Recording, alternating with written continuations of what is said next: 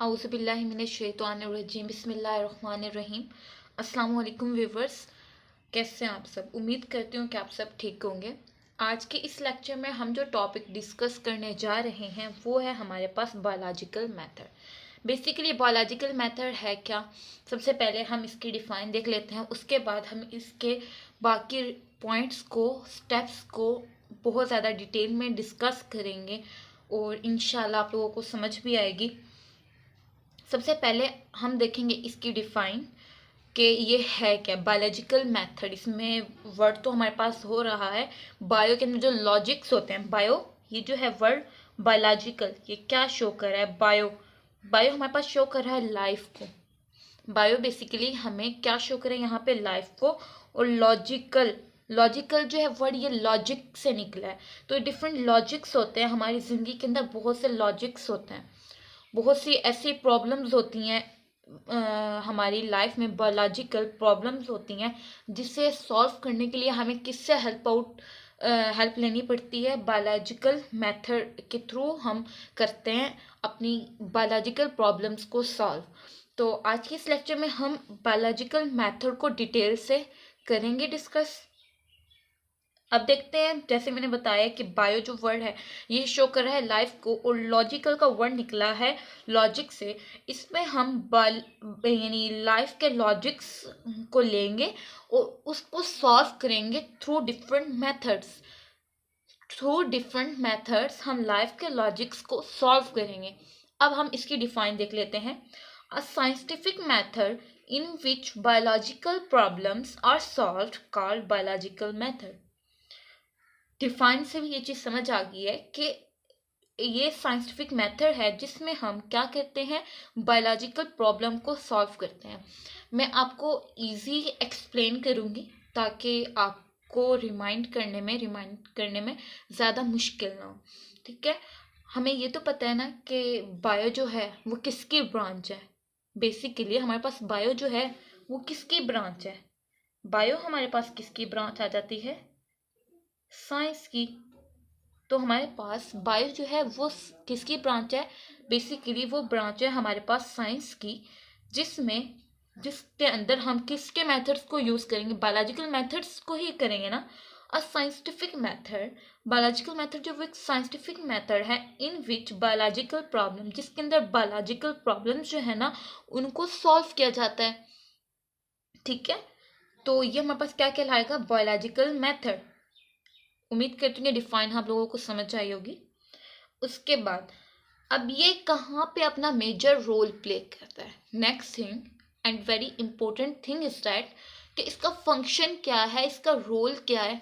हमारे पास कोई भी शॉर्ट क्वेश्चन आ जाए, लॉन्ग क्वेश्चन आ जाए, तो उनमें हमसे ज़्यादातर डिफाइन पूछी जाती है, फिर रोल पूछे जाते हैं चीज़ों के। तो इसमें हमारे पास बायोलॉजिकल मेथड का रूल, यूज़ या फिर रोल, सॉरी रूल नहीं, रोल, यूज़, ये क्या है? तो अब हम देखते हैं इसे। ये बहुत ज़्यादा इम्पोर्टेंट रोल प्ले करता है किसमें? साइंटिफिक रिसर्चेस में फॉर ऑलमोस्ट 500 ईयर्स। ये एक 500 जो है 500 ईयर्स बहुत लंबा अरसा है। ठीक है, अब ये जो है इसका मेन पर्पस क्या है कि जो जितने भी साइंटिफिक रिसर्चेस हो रही होती हैं एंड पे हमें इन बायोलॉजिकल मेथड्स को ही यूज़ करना पड़ता है। एंड पे अपने, अगर हमने कोई चीज़ जिस तरह बनाई है तो हमने उसको देखना है, मतलब कि उसको हम लोगों ने देखना है कि सही है या नहीं।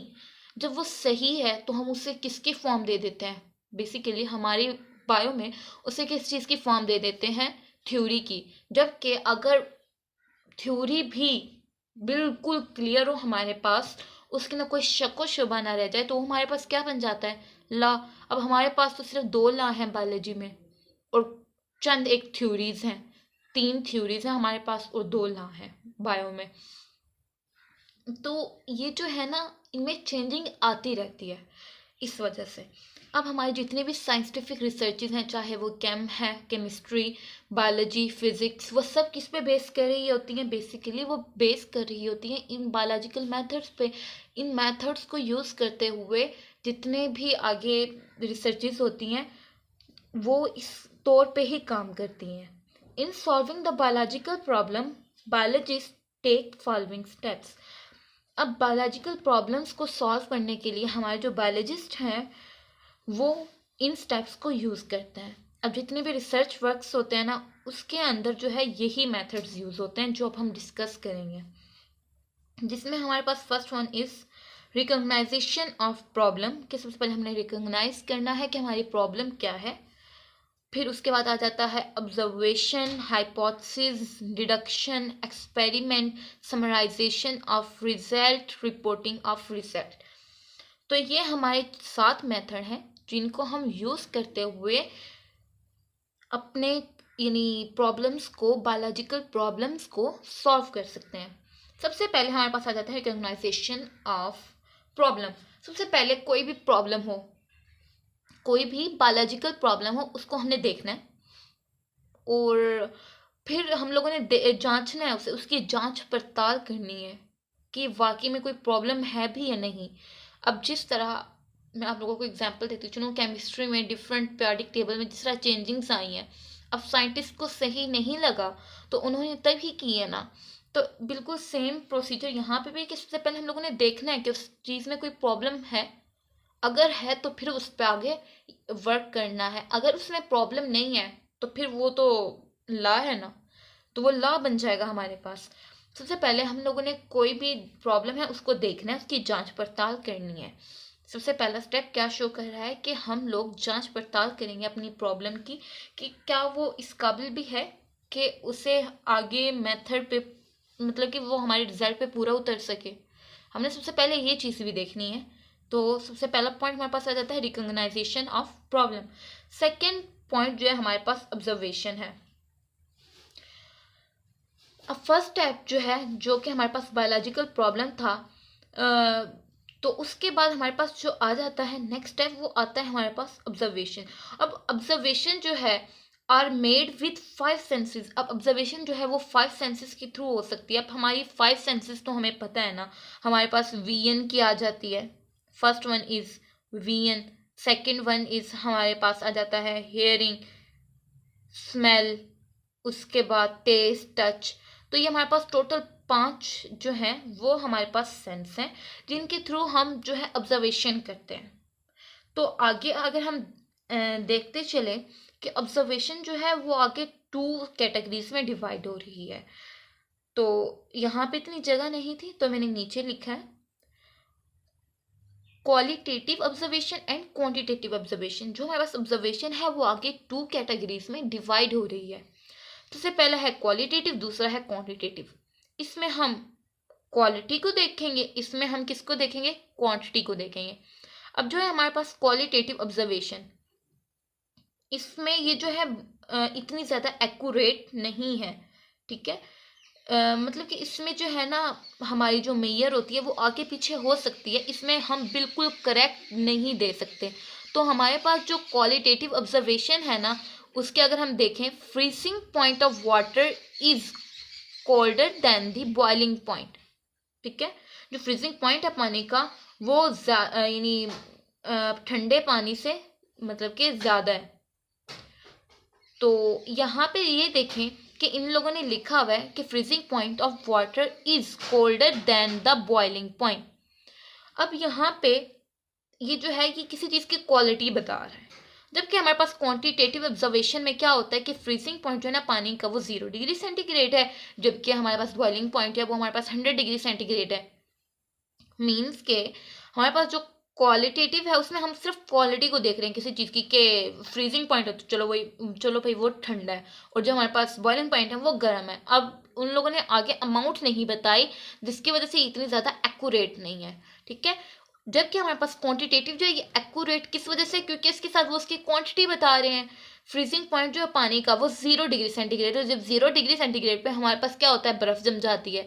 And boiling point is 100 degree centigrade, जो हमारे पास पानी के उबलने की यानी जिसे हम कहते हैं बॉइलिंग पॉइंट, वो हमारे पास कितना है, वो हमारे पास 100 डिग्री सेंटीग्रेड है। जब हमारे पास 100 डिग्री सेंटीग्रेड पे टेम्परेचर होता है तो क्या होता है कि पानी या जो कुछ भी है वो क्या हो जाएगा, बॉयल हो जाएगा। तो ये फ़र्क है इन दोनों में मेन। जो हमारे पास क्वालिटेटिव ऑब्जर्वेशन जो है ना वो हमारे पास बहुत ज़्यादा एक्यूरेट है, जबकि हमारे पास ये जो है ये एक्यूरेट नहीं है। क्यों? क्योंकि ये जो है ये नंबर्स की फॉर्म में रिकॉर्ड की जाती है, इस वजह से। उसके बाद अब हम देख लेते हैं हाइपोथेसिस। हाइपोथेसिस बेसिकली होता क्या है। अब ऑब्जर्वेशन जो है, ऑब्जर्वेशन के बाद हमारे पास जो नेक्स्ट पॉइंट आ रहा है वो हाइपोथेसिस। अब जो हमारे पास टेंटेटिव एक्सप्लेनेशन जो होती है ना, टेंटेटिव एक्सप्लेनेशन वो क्या कहलाती है हमारे पास, हाइपोथेसिस कहलाती है। Tentative explanation is called hypothesis. जो हमारे पास टेंटेटिव एक्सप्लेनेशन होगी वो हमारे पास क्या कहलाएगी, hypothesis. It may be defined as a proposition that might be true. मतलब कि हम ये नहीं कह सकते कि बिल्कुल ट्रू है, नहीं, ये बिल्कुल ट्रू नहीं हो सकती, ये रॉन्ग भी हो सकती है। तो इस वजह से इसे हम हाइपोथेसिस कहते हैं। ये जो होती है ना बेसिकली अगर देखा जाए तो ये एक जर्नल स्टेटमेंट होती है। हाइपोथेसिस हमारे पास क्या होती है, ये एक जर्नल स्टेटमेंट होती है या फिर एक आइडिया होता है, टेंटेटिव आइडिया, वक्ती आइडिया होता है ये हमारे पास। और उसके अलावा ये बहुत ज़्यादा सिंपल होती है, बहुत ज़्यादा ये सिंपल होती है। अब इसके अंदर जो है वो चेंजिंग हो सकती है। क्यों? क्योंकि ये कोई एक्यूरेट चीज़ तो नहीं ना, ये तो जस्ट एक आइडिया है, इसमें तो चेंजिंग हो सकती है। अब हमारे पास हाइपोथेसिस के बाद जो नेक्स्ट पॉइंट आ जाता है वो आ जाता है हमारे पास डिडक्शन। अब डिडक्शन जो है, डिडक्शन में अब हम उस हाइपोथेसिस की जांच पड़ताल करते हैं कि अगर मैंने हाइपोथेसिस में कहा था कि मुझे लग रहा है कि ये ठीक है, तो अब डिडक्शन में वो ये चीज़ डेडिकेट करेंगे कि ये जो हाइपोथेसिस हमने दी है क्या ये ठीक है। अगर हाइपोथेसिस जो है वो रॉन्ग है तो बस उसका किस्सा ऊपर ही ख़त्म। अगर वो हाइपोथेसिस उनको कुछ बेहतर लगी है कि वो इस काबिल है कि उसके ऊपर आगे वर्क किया जा सके, तो इस स्टेप में डिडक्शन में हम क्या करेंगे, उसके ऊपर वर्क करेंगे, उसके ऊपर हम काम करेंगे। ठीक है। उसके बाद हमारे पास नेक्स्ट आ जाता है फिफ्थ पॉइंट जो कि हमारे पास एक्सपेरिमेंट। अब हम लोगों ने जो हाइपोथेसिस के बाद डिडक्शन दी थी, अब उसके बाद हम लोगों ने बताया कि ये सैंपल ऐसे है। अब हम लोगों ने उसके ऊपर एक्सपेरिमेंट करके देखना है कि वाकई में जो हम ऊपर से इतने स्टेप्स चल के आए हैं क्या वो ठीक है। अगर वो ठीक है तो हम आगे नेक्स्ट 2 स्टेप्स पे जाएंगे। अगर वो ठीक नहीं है तो हम यहीं पे स्टॉप कर देंगे और हम ये चीज़ अपने यानी कह सकते हैं कि ये ठीक नहीं है। ठीक है, जो हम लोगों ने डिडक्शन दिया ये सही नहीं है।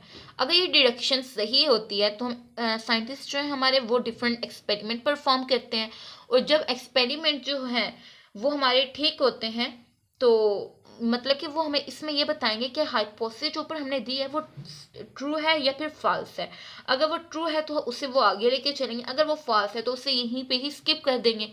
उसके बाद हमारे पास 6 आ जाता है, जब हमारे पास अगर एक्सपेरिमेंट बिल्कुल ठीक हुआ है, हम कहते हैं कि 100% एक्यूरेट है, तो उसके बाद उसकी समराइजेशन होती है, मीन्स के समराइजेशन ऑफ रिजल्ट। अब बायोलॉजिस्ट जो होते हैं वो इकट्ठा करते हैं हमारे पास क्वांटिटेटिव डेटा को। मतलब कि बायोलॉजिस्ट जो हैं वो इसको देखते हैं, इसको नहीं देखते।